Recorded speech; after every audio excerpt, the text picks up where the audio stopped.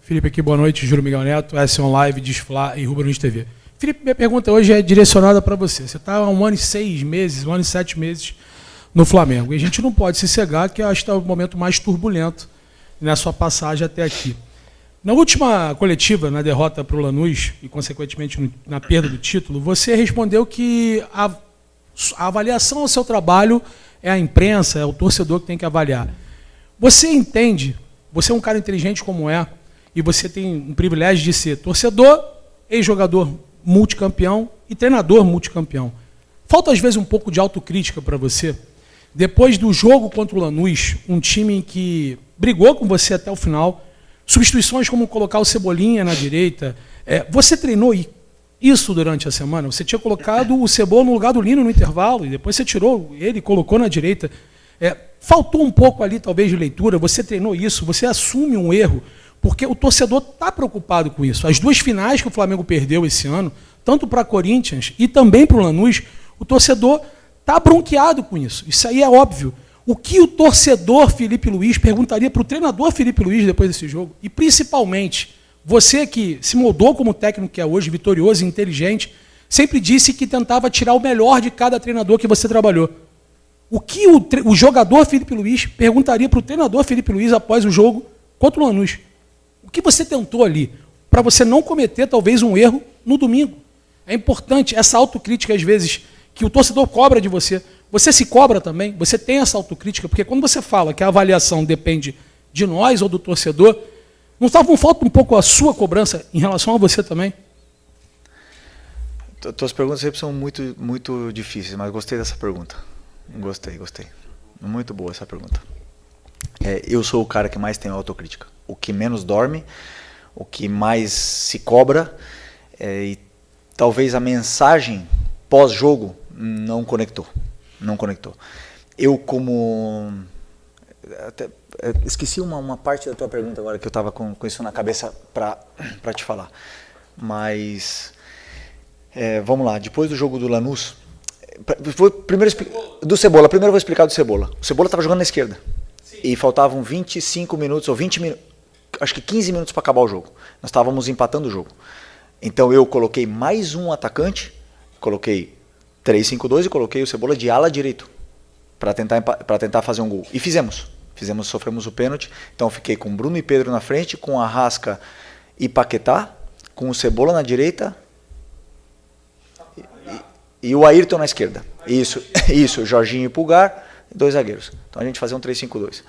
Então somamos 6 jogadores de ataque, era a forma que eu tinha, do jeito que estava e tudo mais. Então não coloquei o Cebola de lateral direito porque eu achava que era bonito, entendeu? Eu quis já colocar um atacante mais, porque a gente só estava conseguindo chegar com cruzamentos. Mas essa pergunta eu não tive depois da coletiva, então assim, muitas vezes fica, né, no ar, mas eu fico feliz de poder explicar. Sobre a minha análise pós-jogo, e que eu falei aqui, realmente, assim, eu como treinador, ou talvez nós como treinadores, a gente avalia o jogo, e quando eu digo que é um bom jogo, dentro das fases, do que eu imagino do jogo, aonde eu queria levar o jogo, as fases que o jogo tem, ele aconteceu. Então, o jogo que eu imaginava, como a gente ia sair da pressão, como a gente ia empurrar o adversário para dentro da área, aonde estavam os espaços, tudo isso aconteceu. Então, eu avalio o jogo segundo isso, né, segundo essas fases, como a gente defendeu, como, por exemplo, o adversário praticamente não criou, eles fizeram o gol num erro nosso, como a gente chegou na área deles e tudo mais. Depois, lá dentro da área deles, cabe aos jogadores fazer a diferença, que não fizemos. E tivemos aí os melhores jogando. Jogaram o primeiro tempo os que eu achava que eram os melhores naquele momento, depois entraram um banco, como eu falei antes, com o melhor elenco da América, e os jogadores não estavam num dia tão fino, a bola, ou não sei, qualquer coisa. E aí não conseguimos resolver nessa melhor situação. Tomamos um gol faltando 2 minutos, e eu já o contra-ataque final para arrematar. E aí, realmente, o adjetivo usado não foi o certo, um grande jogo, porque quando você ganha, quando você perde não pode ter sido um grande jogo, mas segundo a minha análise como técnico, sobre o que eu esperava do jogo e o que eu quis fazer, para mim sim, foi dentro do que cabe, aquilo foi bom. Agora, a execução das coisas não foram boas. Eu sei disso, os jogadores não estão no seu melhor momento, de forma, de confiança e tudo mais, e tudo é um processo, é tudo junto. Então, eu mesmo analiso não só a minha tática, senão também a minha coletiva. E não é fácil, eu já falei para vocês, não é fácil para mim. Depois de um ano e amar o clube, amo a torcida, amo tudo e saber que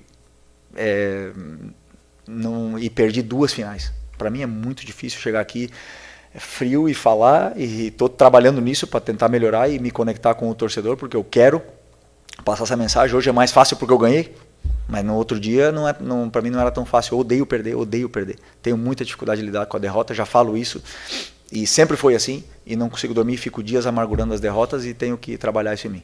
Mas te agradeço pela pergunta, espero que tenha respondido mais ou menos assim. Ou ficou alguma dúvida?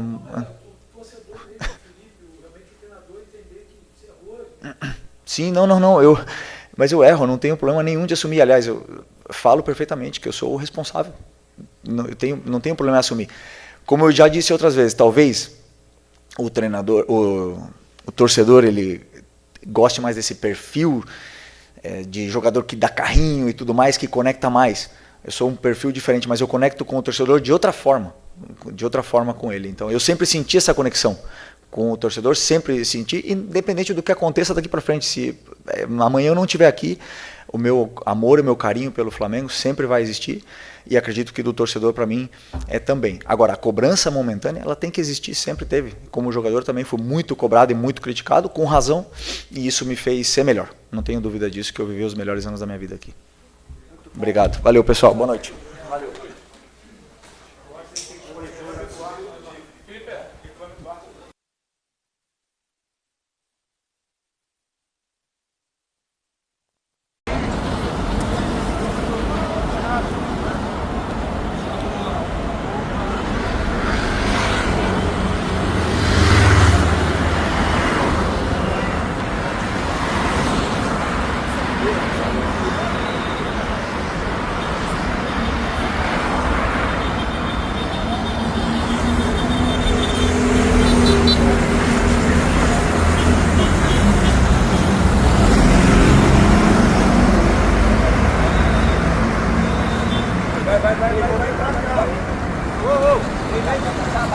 Vai, vamos girar.